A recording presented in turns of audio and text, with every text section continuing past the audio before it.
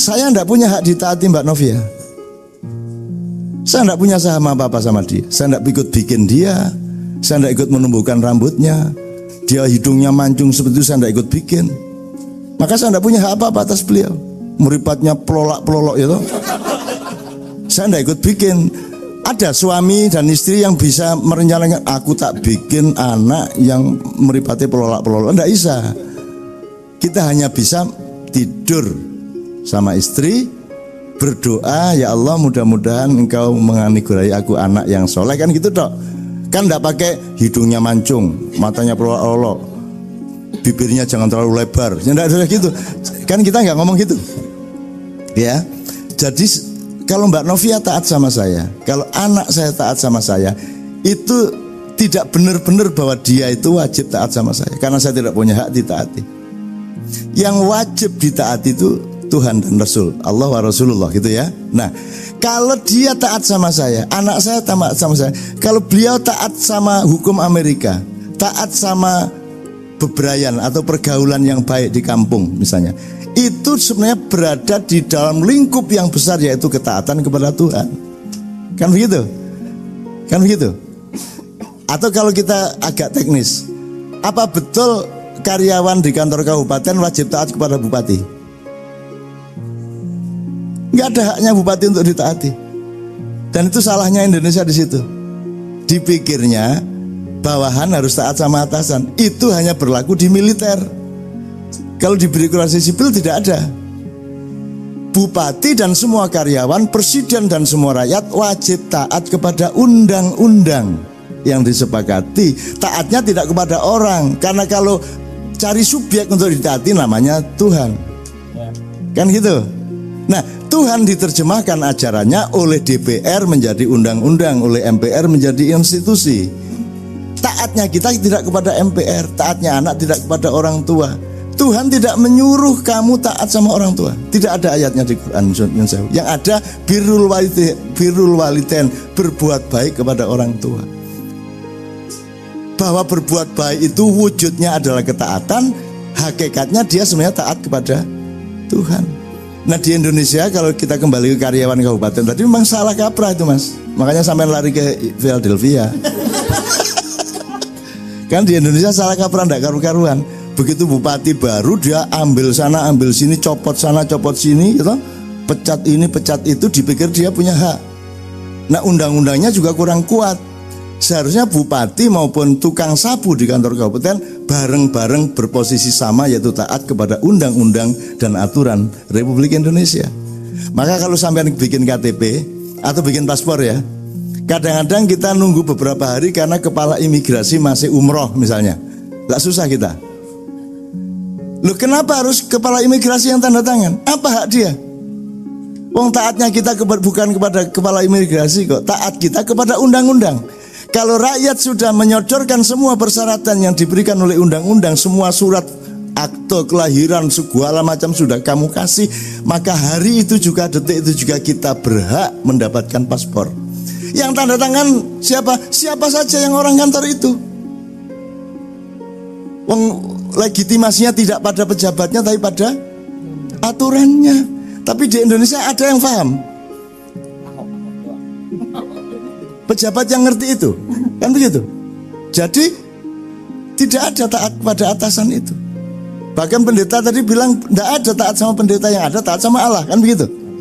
Kan begitu. Cuman tajalinya, prosedurnya seolah-olah kita taat. Kan gitu ya Bu ya. Nah jadi ini sambil jadi supaya jadi pelajaran refleksi beliau. Jadi ada fikih, di belakangnya ada usul fikih, yaitu filsafat dan pemahaman-pemahaman mendasar termasuk kebudayaan, supaya kita paham kenapa ada hukum. Di belakang fikih ada akhlak. Di belakang usul fikih ada akhlak, itu moral. Orang itu sebenarnya kalau sudah bermoral itu tidak pakai aturan pun beres. Aslinya loh. Masa untuk tidak nyuri ayam tunggu Alkitab. Kita nyuri ayam dulu baru Alkitab turun terus tidak nyuri ayam, tidak gitu toh ya. Meskipun tidak ada Quran, tidak ada Injil, tidak ada apapun, ya mosok nyolong PT sampean. Kan begitu kan? Cuman orang modern tuh kan menyangka kitab itu yang nyuruh kita tidak nyuri. Enggak, kalau Anda punya moral di dalam diri Anda tidak akan mencuri, tidak akan nyakitin orang lain, tidak akan mengambil akan Anda melindungi 3 hal pada manusia. Nyawanya, jadi jangan sampai dibunuh karena itu haknya Tuhan. Nomor 2, martabatnya, jangan dihina, jangan dilecehkan, jangan tidak diakui eksistensinya, jangan dihalangi pilihannya. Ada orang milih jadi Kristen, ada orang milih makan lontong. Anda sukanya pecel, ndak usah mengutuk yang makan lontong. Iki susah di Indonesia iku lak ngono iku. Mentang-mentang senengane lontong pecel disalah-salahno bentino. Wis tak badoken lontonge gak usah nyalano. Pecel ngono lho. Itu prinsip itu sebenarnya yang sekarang agak mulai hilang di Indonesia. Jadi kita hormat sama beliau apa? Karena beliau punya hak pribadi. Beliau menghormati Anda karena Anda punya hak pribadi. Siapa yang benar? Siapa yang benar?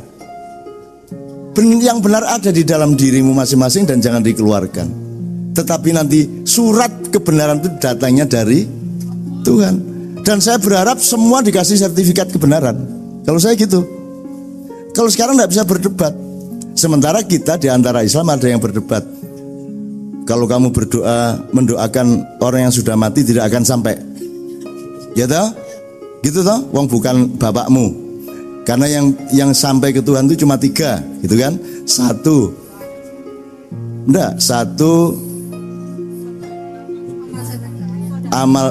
amal sodakoh. Jadi pokoknya kebaikanmu. Nomor 2, ilmu yang bermanfaat. Nomor 3, anak yang mendoakan, anak soleh yang mendoakan bapaknya. Selain 3 itu tidak sampai gitu kan? Sopo sing ngomong ngono iku? Nyele lambene gini tak keplene tembok. Sing ngomong ngono iku sapa? Itu kan idza mata ibnu adama inqata amaluhu. Kalau anak Adam meninggal, terputus amalnya. Terputus amalnya itu tidak sama dengan tidak sampai doanya. Terputus amal itu maksudnya tidak bisa kerja di pabrik lagi, tidak bisa ngurusi warung lagi, itu kan terputus amalnya. Tidak bisa ke Al-Falah lagi, tidak bisa nyambangi gereja lagi, itu maksudnya terputus amalnya.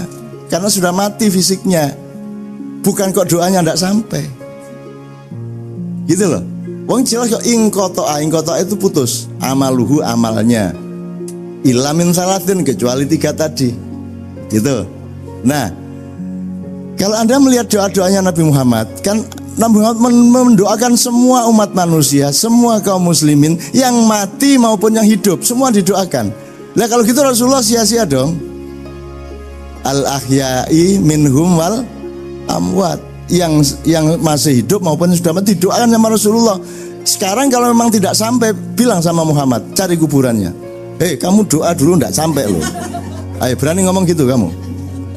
Nah yang benar Gus Dur ditanya orang, Gus, kalau mendoakan mayat itu sampai apa enggak?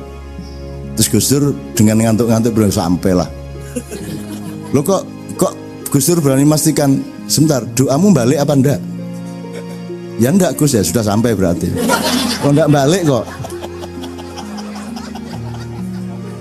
Lo nak kirim paketnya enggak balik berarti sampai kan gitu. Nah, yang paling simpel Gus Dur itu. Lah dongamu balik tak gak? Mboten Gus, ayo tutuk nang ngono rek. Jadi sudahlah. Tuhan itu semua milik Tuhan. Anda sholat di gereja, gereja kan urusan mereka menyebut gereja. Anda tidak menyebut gereja karena menurut Anda itu gedung, karena Anda tidak terkait sama teologi Kristen.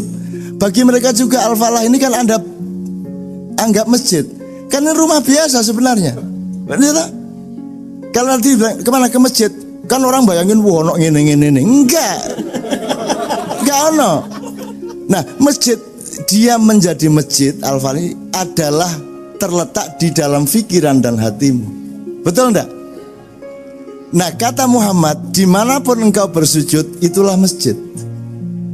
Mau di sawah, mau di jalan raya, ya cuman jangan di jalan raya. Kecuali pas ditutup. Engkau kon mentang-mentang alim, duhur langsung mudun kendaraan sembahyang. Nah gitu ya teman sekalian. Jadi dimanapun engkau bersujud di situ masjid. Ini banyak dilanggar oleh teman-teman kalangan Islam sendiri. Kok kamu sholat di gereja? Lho niku gereja kan bagi mereka, bagi kita itu gedung. Dan yang sampai ke kita adalah kebaikan hati mereka meminjamkan tempat. Masa ono lemah Kristen, ono tembok Kristen, masa tembok ini Kristen, enggak ono tuh ya. Tembok iki PKS, enggak ono. Tembok ya tembok, gedung ya gedung, lantai ya lantai, gitu loh cara berpikirnya, betul enggak? Kadang-kadang hari Minggu beliau memfungsikan itu sebagai tempat peribadatan, terus mereka menyebut itu gereja.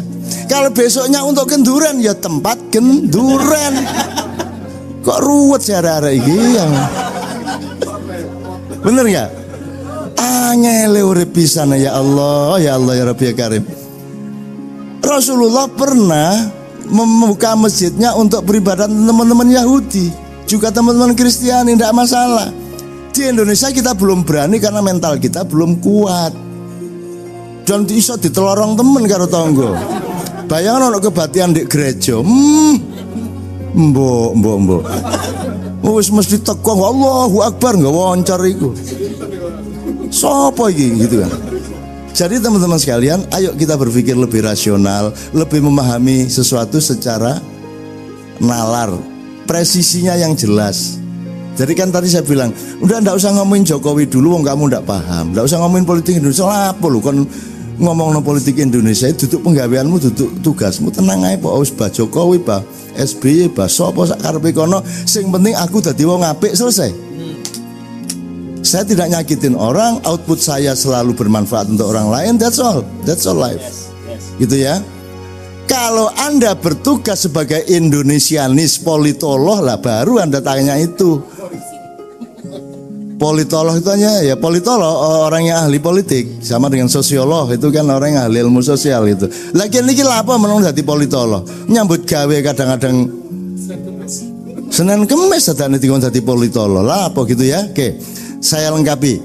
Depan sendiri fikih, usul fikih, akhlak. Di belakang akhlak ada yang namanya akidah. Kalau kita menyebutnya teologi. Apa kalau di Kristen saya nggak tahu. Pokoknya akidah ini urusan hubungan sama Tuhan. Kepastian yang padat bahwa saya diciptakan Tuhan, bahwa Tuhan saya itu begini, saya begitu. Itu namanya teologi. Di belakang teologi ada yang namanya takwa. Takwa itu adalah online-nya kita terus-menerus dengan yang menjadi sumber dan akhir dari kehidupan kita. Dari sanalah kita berasal dan dari kesanalah kita menuju. Itu namanya takwa. Seluruhnya tadi namanya iman. Itu konco-konco. Nah saiki wis gak karu-karuan iman takwa wis dicampur aduk gak karu-karuan, endi kacang di kedelai wis gak karu-karuan saiki. Gitu kan. Setiap pengajian selalu disebut mari kita tingkatkan iman dan takwa. Ke tahun 45 lho pengajian meningkatkan iman dan takwa. Kapan meningkatnya kok bendino meningkatkan terus. Gitu kan. Jadi Bapak sekalian, jangan bertengkar soal fikih tadi. Wong di ya sampean lho. Allahu Akbar. Ini Imam Syafi'i. Kalau tafsirnya Imam Hanafi Allahu Akbar ngene. Enggak kan bingung ngono lho iki kok tangannya ngene ya. Lah ndak apa-apa tangannya begini, asal ndak begini aja. Karena masing-masing ada sejarahnya, ada nasnya, ada legitimasi historisnya. Jadi tidak apa Allahu Akbar, tidak apa-apa. Allahu Akbar ono meneh sing ngene. Terus kita arah sarahasen sembayangnya ini.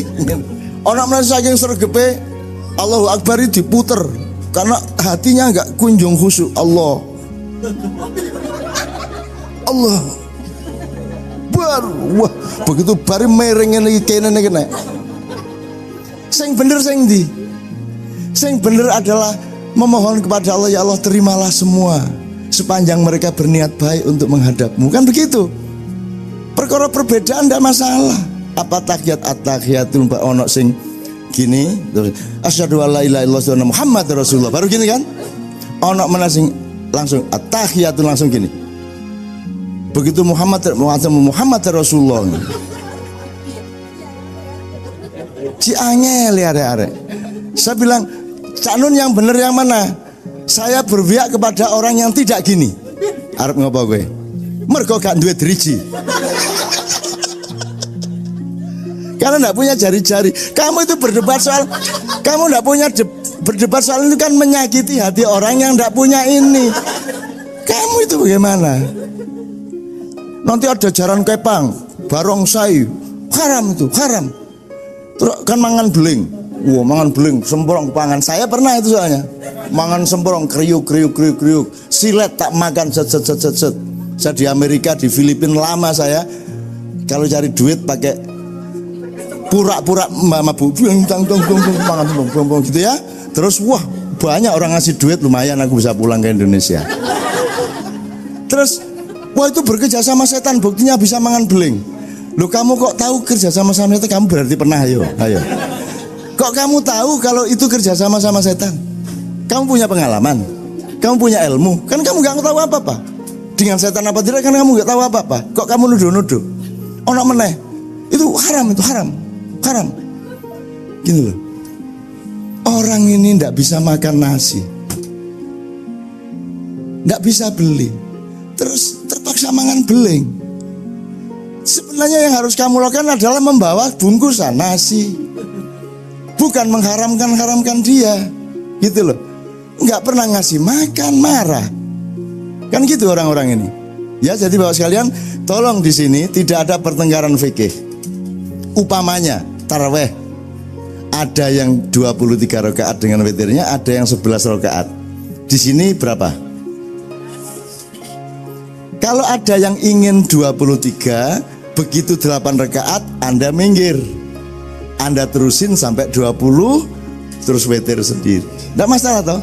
Kalau di sini 23, ya, begitu 8 rakaat Anda minggir, Anda langsung witir. Kan gitu. Tidak ada masalah. Syukur disepakati wong 23 ya boleh, 11 ya boleh. Kamu tahu asal usulnya kok 23?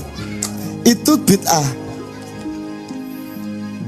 Jadi Sayyidina Umar itu sholat sebagaimana Rasulullah 11 rakaat. Tapi setelah sholat karena cepet kan, sekarang itu sholat speedy di mana-mana. Remnya 7 GB atau cowopet. Amin. Alif lam mim Allahu akbar. Nun Allahu akbar. Jadi suratnya mek sak huruf. Nun, alif lam mim, alif lam ra. Wes cowopet sembayangi. Selesai tarweh, terus main-main nih teman-teman, nggak ada kerjaan. Ono sing gaple, ono sing remi, ono sing nang kafe gitu ya. Sama Umar gini, tak dawakno ae, berkurang waktunya untuk iseng-iseng. Akhirnya dibikin 23 rakaat. Jadi itu idenya bukan ide Nabi Muhammad, itu idenya Umar. Kenapa? Boleh bang sholat sunat aja kok. Mau 350 rakaat sak karepmu kok nek kuat. Nggak ada masalah. Gitu loh. Nah itu jangan diperdebatkan. Nggak apa-apa 23 monggo, 11 monggo. Syukur jamaah. Bapak gimana ini sekarang 11 apa 23? Ada yang menjawab, ya sudah 11 saja wong keset KB. Ada yang 23 enggak kuat saya, enggak apa-apa. Atau sehari 11, sehari 23. Bisa juga. Tapi harap siap-siap pas 23 jamaahnya sak baris. Pas 11 rodok 3 baris, 4 baris. Jadi semua ada resikonya. Dan tolong jangan bertengkar soal fikih, karena itu pandangan yang berbeda-beda terhadap nasnya. Gitu loh. Nggak ada masalah, jangan bertengkar. Kalau mencari orang benar apa tidak, lihat ke belakangnya, yaitu akidahnya, akhlaknya, gitu ya. Jadi akhlak itu nomor 1. Bahwa Anda sholat atau tidak sholat, nggak usah diawasi. Ibarat warung, biarin itu wajannya pakai merek apa, gorengnya itu ngene tak ngene sakar bebas. Sing penting sing disugono sehat dan enak, kan gitu. Hidup itu begitu. Oke, terakhir teman-teman sekalian.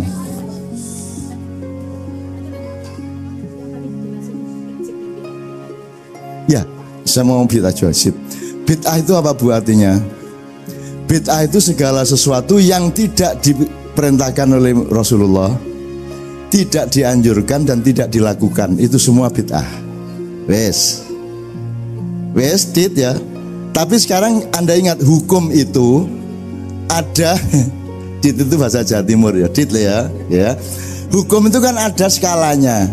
Perda Kabupaten Belitung tidak berlaku di Kota Madya Palembang, betul enggak?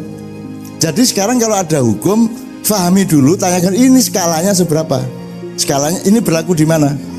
Saya dikejar tentara di zaman Nipah sama polisi di Kabupaten Sampang. Saya gini-gini sampai ganti-ganti mobil, ganti pakaian supaya tidak dikenali. Tapi begitu saya melintas sampai ke Kabupaten Bangkalan, mereka tidak bisa nangkap lagi karena urusannya Sampang. Jadi hukum di Sampang beda dengan di Bangkalan. Nah, bid'ah adalah sekali lagi segala sesuatu yang tidak dikerjakan Rasulullah, tidak dianjurkan dan tidak dilakukan.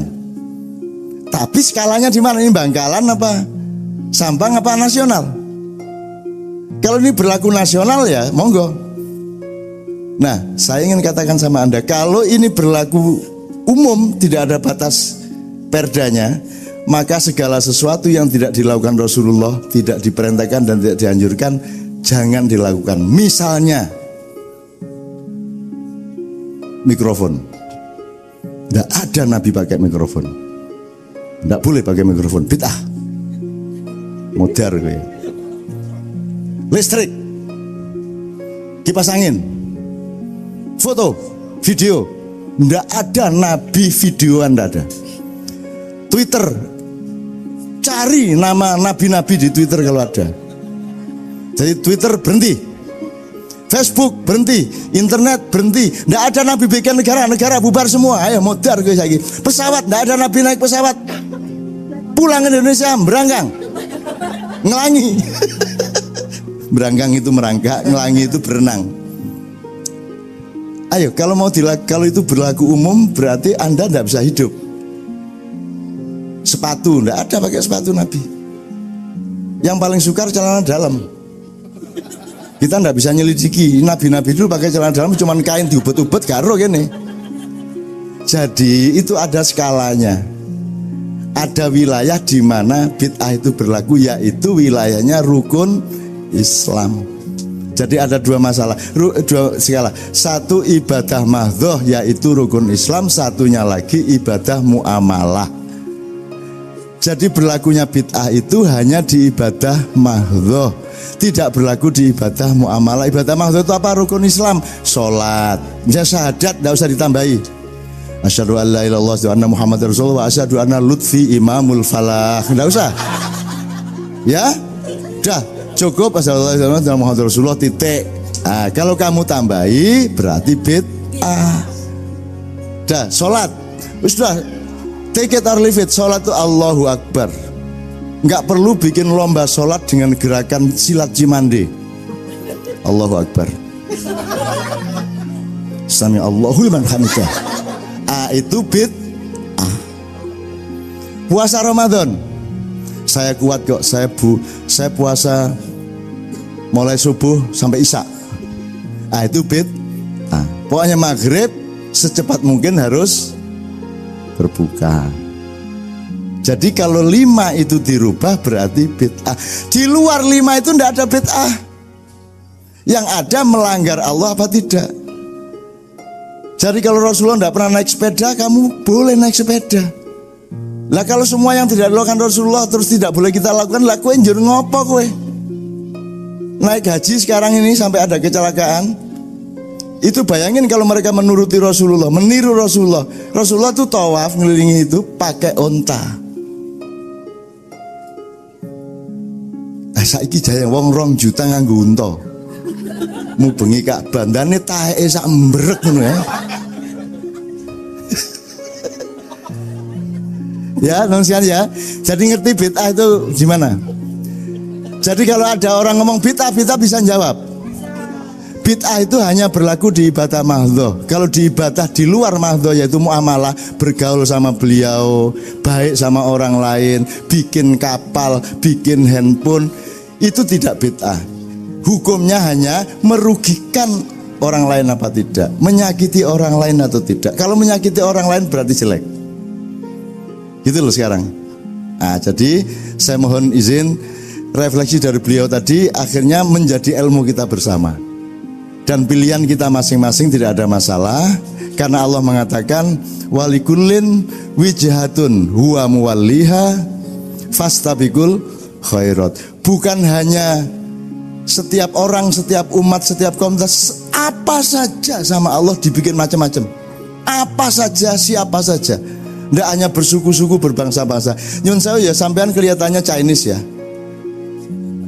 Batak. Oke, ya sampean Batak tapi rodok Pakistan sampean. Ya toh, kalau diurut-urut, apa benar sampai kesananya sampean Cina murni? Belum tentu. Anda pikir saya tidak punya darah Cina?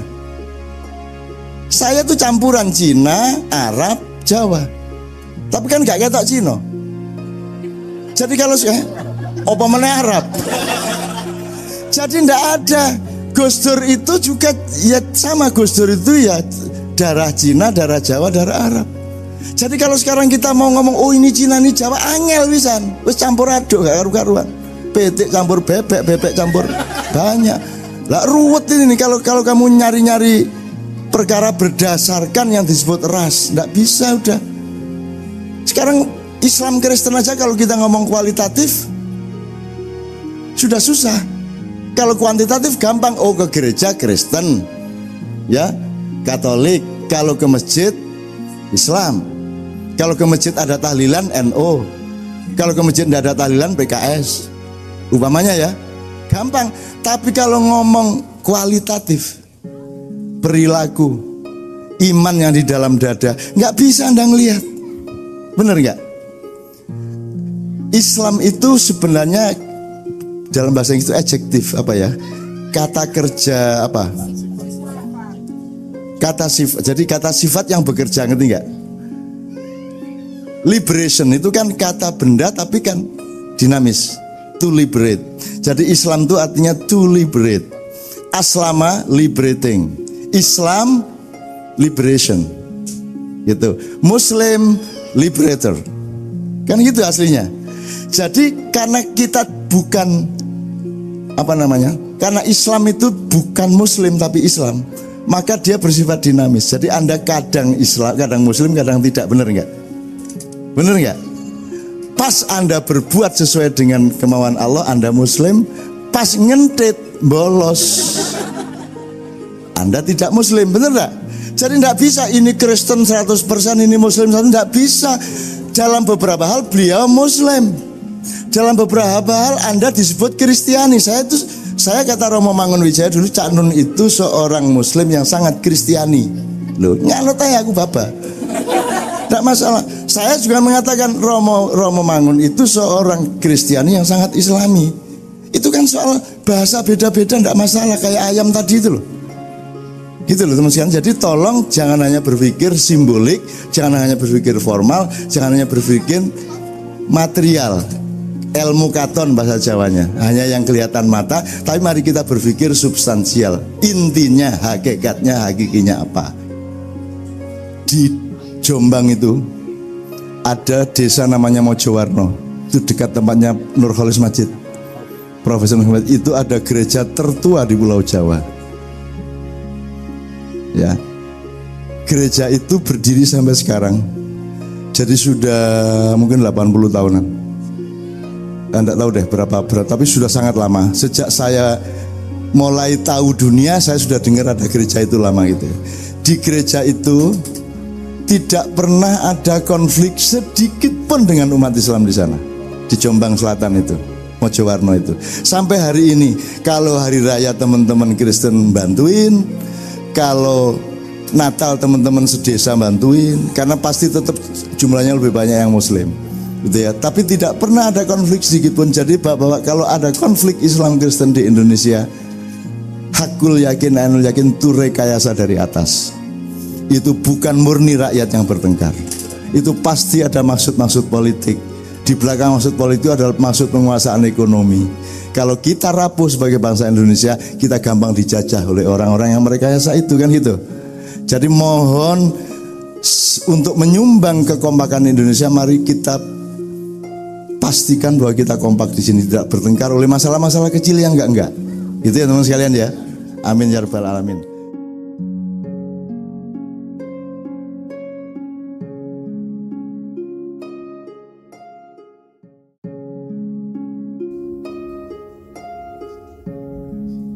Assalamualaikum warahmatullahi wabarakatuh.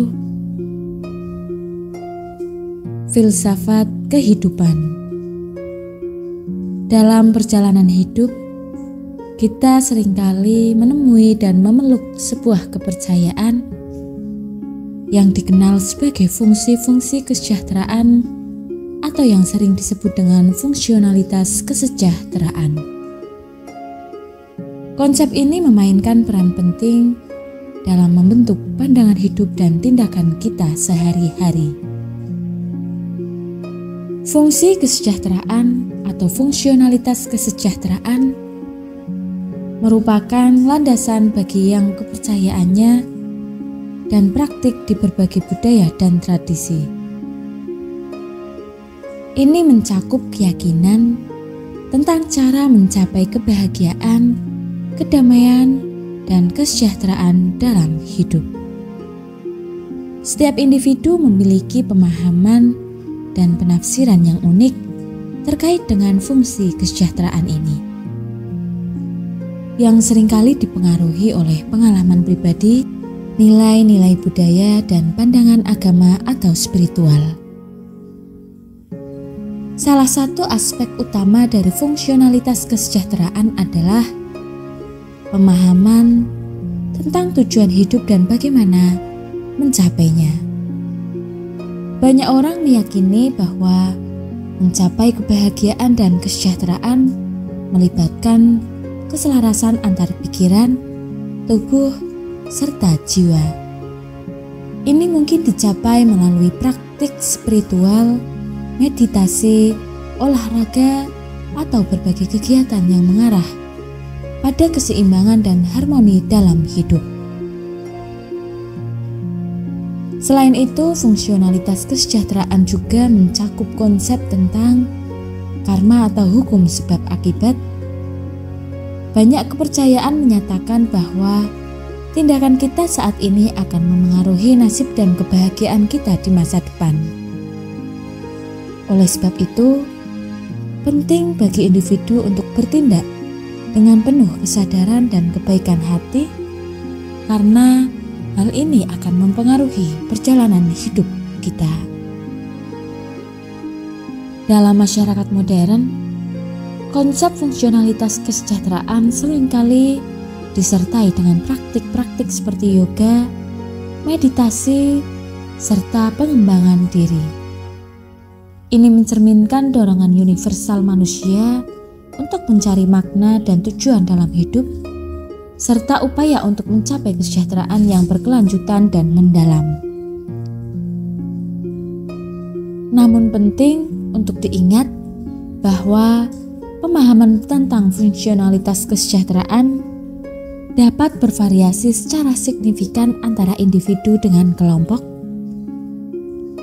Apa yang mungkin merupakan jalan menuju kebahagiaan bagi satu orang mungkin tidak sama bagi yang lain. Oleh karena itu, penting untuk menghargai keragaman dalam keyakinan dan praktik sambil tetap terbuka terhadap pemahaman yang berbeda-beda.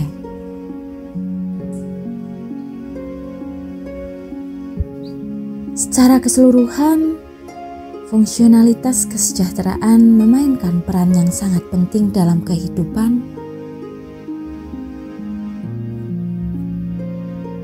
Ini tidak hanya mempengaruhi cara kita memandang dunia dan tindakan kita sehari-hari,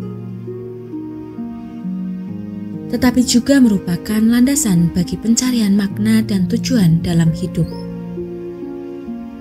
Dengan memahami konsep ini secara lebih mendalam, kita dapat mengembangkan kesejahteraan yang lebih baik bagi diri sendiri dan masyarakat secara keseluruhan. Fungsi kesesuaian merupakan konsep yang digunakan untuk mengevaluasi sejauh mana sebuah solusi atau rencana yang diinginkan mendekati atau menjauhi pencapaian tujuan yang telah ditetapkan. Ini merupakan jenis fungsi tujuan yang membantu dalam merangkum informasi tentang seberapa baik suatu solusi atau rencana sesuai dengan harapan atau ekspektasi yang telah ditetapkan. Pada dasarnya, fungsi kesesuaian mengukur jarak antara apa yang diharapkan dengan apa yang sebenarnya terjadi. Hal ini memungkinkan untuk mengevaluasi sejauh mana suatu solusi atau rencana berhasil dalam mencapai tujuan yang telah ditetapkan. Semakin kecil jarak antara hidup, harapan, dan realisasi, semakin besar kesesuaian atau keberhasilan solusi tersebut. Dengan menggunakan fungsi kesesuaian, seseorang dapat memperoleh pemahaman yang lebih baik tentang efektivitas suatu tindakan atau keputusan. Misalnya, dalam konteks pengembangan produk, fungsi kesesuaian dapat digunakan untuk mengevaluasi seberapa baik produk tersebut memenuhi kebutuhan dan harapan pelanggan. Di bidang optimasi atau pemodelan matematis, fungsi kesesuaian dapat membantu dalam menentukan seberapa baik solusi yang dihasilkan mendekati solusi optimal yang diinginkan. Namun, penting untuk diingat bahwa fungsi kesesuaian tidak selalu bersifat objektif atau mutlak. Ekspektasi dan tujuan yang telah ditetapkan dapat bervariasi antara individu atau kelompok, sehingga penilaian terhadap kesesuaian suatu solusi dapat bersifat relatif. Oleh karena itu, dalam menggunakan fungsi kesesuaian, penting untuk mempertimbangkan konteks dan perspektif yang berbeda-beda, serta mengakui bahwa evaluasi tersebut dapat dipengaruhi oleh subjektivitas. Dalam konteks pengambilan keputusan, pemahaman tentang fungsi kesesuaian dapat membantu dalam mengidentifikasi kelebihan dan kelemahan suatu solusi, serta membantu dalam memilih tindakan atau rencana yang paling sesuai dengan tujuan yang ingin dicapai. Dengan demikian, penggunaan fungsi kesesuaian dapat menjadi alat yang berharga dalam proses perencanaan, evaluasi, dan pengambilan keputusan. Memang benar bahwa ketidakmampuan untuk membedakan antara anggapan dan kesimpulan dapat menyebabkan penderitaan, terutama ketika kita terjebak dalam persepsi yang salah atau keyakinan yang tidak didasarkan pada fakta yang valid. Dalam skenario yang Anda gambarkan, jika seseorang meyakini bahwa suatu pihak atau partai harus berkuasa agar dunia menjadi baik, dan bahwa jika mereka tidak berkuasa, maka orang tersebut akan menderita. Hal itu menunjukkan bahwa individu tersebut telah membuat asumsi atau anggapan tertentu. Ini bisa menjadi hasil dari berbagai faktor, termasuk pengaruh lingkungan, pendidikan, atau propaganda politik. Namun, penting untuk membedakan antara anggapan dan kesimpulan yang didukung oleh bukti atau fakta yang valid. Jika seseorang tidak mampu membedakan antara keduanya, mereka mungkin akan cenderung percaya pada anggapan mereka tanpa pertimbangan yang memadai, yang pada gilirannya dapat menyebabkan penderitaan atau konsekuensi negatif lainnya. Oleh karena itu, penting untuk mempraktikkan pemikiran kritis dan analisis yang mendalam, serta untuk selalu mencari bukti yang solid sebelum membuat kesimpulan suatu keyakinan. Ini membantu kita untuk menghindari jatuh ke dalam perangkap anggapan yang dapat menyebabkan penderitaan atau konsekuensi negatif lainnya dalam kehidupan. Tentu saja, fungsi kesesuaian atau kesesuaian fungsionalitas bisa berubah seiring dengan perubahan dalam pemahaman, pengetahuan, atau pengalaman kita. Ini terutama terjadi ketika kita mampu memperbarui atau mengubah anggapan kita agar lebih sesuai dengan realitas atau perkembangan yang terjadi di dunia nyata. Mari kita selalu bersikap terbuka terhadap informasi baru dan berani mengubah pandangan kita ketika ada bukti yang menunjukkan perlunya perubahan. Sikap ini memerlukan ketekunan dan ketelitian, terutama dalam mengelola anggapan kita agar tetap relevan dengan realitas yang terus berubah. Sekian yang dapat kami sampaikan. Mohon maaf apabila terdapat kesalahan dalam penyampaian. Wassalamualaikum warahmatullahi wabarakatuh.